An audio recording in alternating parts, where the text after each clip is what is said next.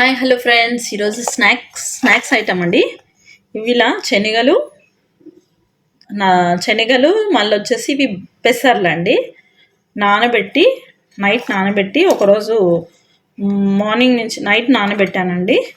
ఇవి పొద్దున మళ్ళీ తీసేసి వాటర్లోకి తీసేసి వేస్తే మొలకలు వచ్చాయండి. దీనికి దానికి శనగలకి ఇది చాలా హెల్దీ ప్రోటీన్స్ ఉంటాయని నేను జస్ట్ షాలో ఫ్రై చేసి నేను చూపిస్తాను. ఈవినింగ్ స్నాక్స్ లాగా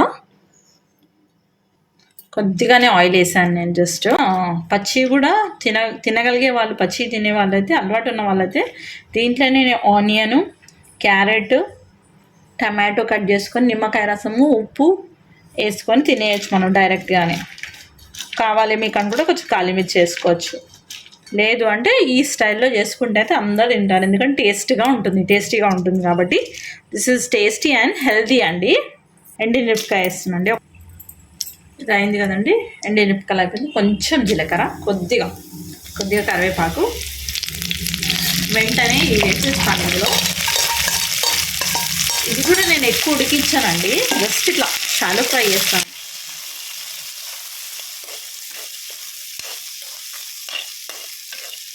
మా ఇంట్లో పచ్చిగానే వేస్తే తినరు, ఇలా చేస్తే పిల్లలు కూడా తింటారు అన్నమాట.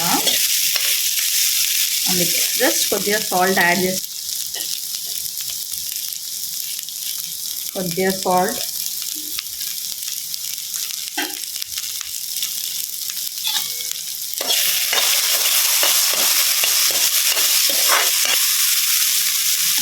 పెసర్లు అయితే తొందరగా అయిపోతాయి, శనగలే కొంచెం టైం పడుతుంది.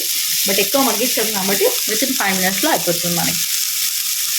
టేస్ట్ కొంచెం చూడండి, ఇప్పుడు కొంచెం అయిపోయింది, మగ్గిపోయింది. కొంచెం రెడ్ చిల్లీ వేస్తున్నాను, కారం పొడి వేసుకుంటున్నాను కొంచెం నేను. కొద్దిగా ధనియా పౌడర్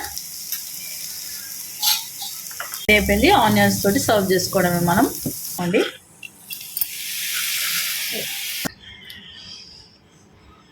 చూడండి, శనగలు పెసర్లది కొంచెం ఆయిల్లో చేశాను.